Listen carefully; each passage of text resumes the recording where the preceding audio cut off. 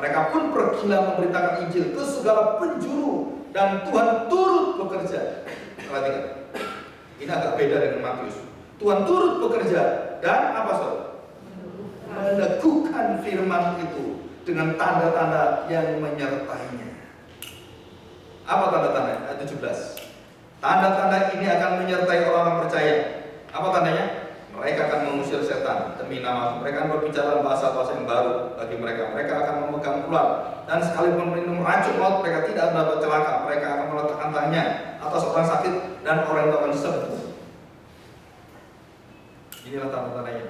Jadi yang saya tuliskan tadi, kuasa langit, kuasa badai, kuasa alam semesta, kuasa dunia roh, kuasa semua itu tidak pernah bisa menggoncangkan hidup kita. Tubuh daging kita bisa salah, dikatakan oleh Markus, saks daging kita bisa salah. Tetapi, nah kita lihat ini yang terakhir ya, yang gambar terakhir. Nah, saudara, saya kadang-kadang berdoa supaya ada orang pintar multimedia yang bisa buatin saya ini yang bagus. Ya, jadi bisa gini-gini, oh tampil dengan dia, ini tangannya ya terbatas ya kan, makanya nggak bisa sendirian. Nah ini tuh, perhatikan ya, kita lihat sekarang. Buta melihat samar-samar dan utuh, kontrol, dominasi dan otoritas. Sudah perhatikan, seluruh kontrol, kekuatan dominasi yang menggerakkan dan juga yang punya otoritas semacam itu adanya Kristus. Ya. Nah, waktu kita melihat Bartimius dalam kebutaan, terus kemudian dia melihat samar-samar dan dia melihat utuh. Ini proses pemuritan yang Yesus lakukan. Di dalam pemuritan tidak ada cara shortcut instan, tidak. Saya kenapa langsung waktu bicara dengan Pak Didi dan saya beritahu yang di Jogja, kita perlu orang hamba Tuhan seperti kamu yang kuat di dalam pemuritan dan punya komitmen. Setelah itu sisi yang luar biasa positif. Ya, nah ini kita lihat, buta melihat samar-samar terus baru utuh. Kita lihat ya, sejak lahir di proses pertama dan kemudian dia pasti sudah melihat, udah lihat semua, dia tahu, gitu ya. Nah kita lihat sekarang, perhatikan, waktu Injil diberitakan oleh Markus, yang pertama, Injil itu harus ke ujung-ujung bumi, terus dari timur ke barat, 16 ke 8 ya, dari timur ke barat, dan ada kuasa menyertai mereka. Kuasa apa? Mujizat-mujizat yang dilakukan oleh Roh Kudus dalam hidup mereka. Nah, itu dijelaskan oleh Lukas. Lukas akan menjelaskan peranan Roh Kudus. Markus tidak. Cuma tanda-tandanya dikasih tahu. Nah, itu kuasa Roh Kudus menyertai. Jadi dalam pergumulan kegagalan timur ke barat dan Roh itu bekerja, disitulah kekuatan Injil yang akhirnya melahirkan di sana persekutuan yang kekal, kemuliaan dalam satu tubuh dan kepala. Yesus kepala kita dan kita tubuhnya satu, tidak terpisah. Kepala dan tubuh nggak terpisah. Kalau gereja sekarang ini tidak mau mengagungkan kepala Yesus, maka gereja seperti tubuh nggak ada kepala, serem nggak? Loh, bener nggak ya? Berarti gereja-gereja ini serem semua, jadi zombie semua nggak ada kepala itu. Kenapa? Yesusnya nggak ada. Atau kita mungkin ada Yesusnya, tubuhnya pada pecah semua juga, serem juga. Gitu kan? Tubuhnya harus bersatu dan di dalam kepala itu kemuliaan. Nah, badai itu menunjukkan hidup manusia di dalam alam semesta. Manusia tidak punya kemampuan untuk menangani alam semesta. Saudara perhatikan, ini kalimat orang-orang ini kembali ya, genius of you itu. Saudara, 2000 orang Puritan itu dibuang oleh Church of England, dan kemudian 120 orang dibunuh waktu di Inggris, dibunuh oleh Mary the Blood. Orang-orang yang hebat, hamba-hamba Tuhan yang pinter-pinter, yang hatinya kudus, diracun mati semua. Saudara perhatikan, saya beritahukan bagaimana orang-orang yang di dalam kehidupan yang tidak pernah bisa di dalam kekuatan melawan itu semua, kita nggak punya. Dan suatu waktu kita juga sama, saya juga bisa sama, mati martir juga bisa. Tetapi saudara tahu apa yang dikatakan oleh orang-orang tokoh-tokoh reformator dan begitu. Mereka mengatakan satu kalimat seperti ini: Saudara, tubuh kami bisa dipecahkan. Tetapi ada satu. Saudara, tubuh Yesus yang dipecahkan untuk menyatukan kami. Tubuh kami dipecahkan untuk apa, saudara? Yang tanya. Saudara tahu? Komplit supaya penderitaan Yesus dan penderitaan saya itu menyatu. Jadi orang-orang yang seperti yang dikatakan di firman Tuhan. Jadi waktu saya tubuh saya dipecahkan, saya menderita, Yesus menderita, saya menderita. Jadi Paulus mengatakan penderitaanku melengkapi penderitaan Kristus. Bukan berarti Yesus tidak sempurna, bukan. Tapi kita bersama-sama, kalau sampai tubuh kita sampai akhir kita martir, kita setia pada firman Tuhan, bukan soal dibunuhnya, tapi setia, maka tubuh kita satu dengan Yesus. Di situ artinya. Dan inilah hidup kekal. Jadi orang-orang Kristen yang dibakar kemudian dibunuh sampai Nero itu takut. Kenapa takut? Bukan karena mereka mengenang, bukan. Mereka memuji Tuhan. Satu stadion, ribuan orang Kristen dibakar. Mereka tidak mengeluh, mereka memuji Tuhan. Tidak tahu yang dipujikan apa. Yang saya tahu katanya Hosana, Hosana itu tempat mati. Dibakar, jadi opor. Terus ada yang dimakan singa, terus tahu dipertunjukkan. Dan waktu mereka menyanyi, Nero nggak tahan, akhirnya Nero lari dari tempat pertandingan itu. Setan pun lari, nggak bisa tahan dengan puji. Apakah mereka bisa diselamatkan? Enggak diselamatkan Tuhan. Mereka mati terbakar. Saudara, apakah mereka gagal? Gagal kelihatan secara manusia. Sudah nggak ada orang Kristen lagi habis di Yerusalem. Yerusalem betul-betul orang Kristen habis. Mereka lari semua. Selesai nggak?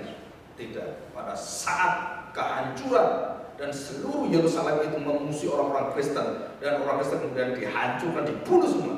Dan pada saat itulah Injil ke pelosok-pelosok dunia.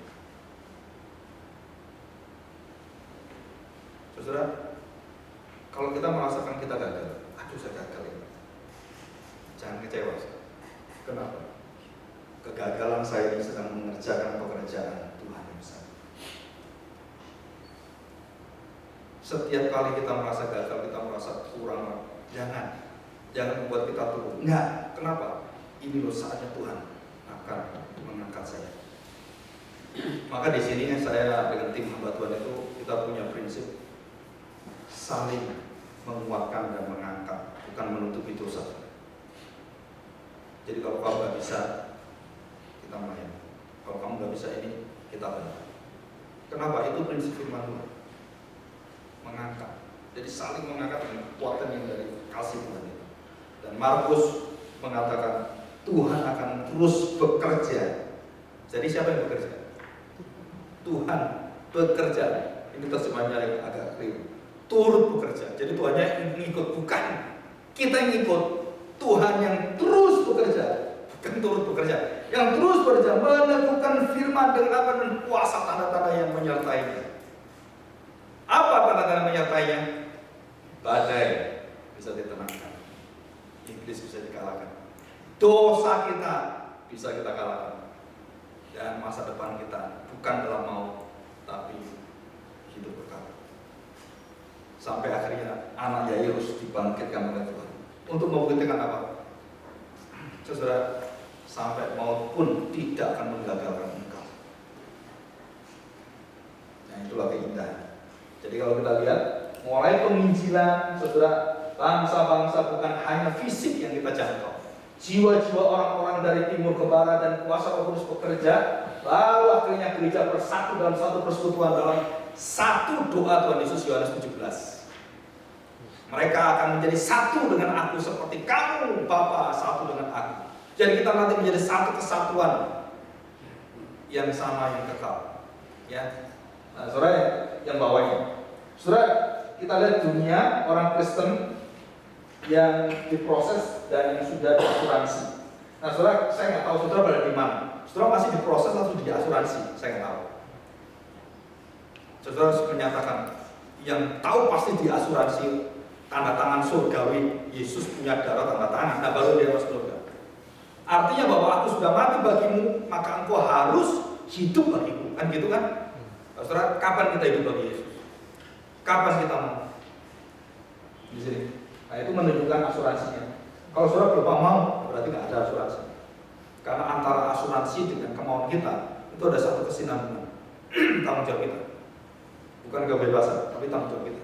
Terus yang bawahnya benih, kemudian dikatakan di situ benih, terus sampai kemudian bertumbuh. Jadi benih yang mati terus tidak masuk dalam tanah, itu benih yang tertanam tapi ada masalah di proses. Terus benih yang tumbuh tidak ada batunya, tidak ada terus kemudian masalah-masalah dalam hatinya, dia betul-betul berserah, subur.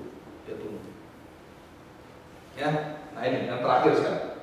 Saudara perhatikan saks, soma, dan kemudian hidup new body. Nanti yang terakhir. Jadi jaminan dari Tuhan. Sebenarnya waktu Markus menceritakan ini, dia tahu posisi di mana. Ya, Markus betul.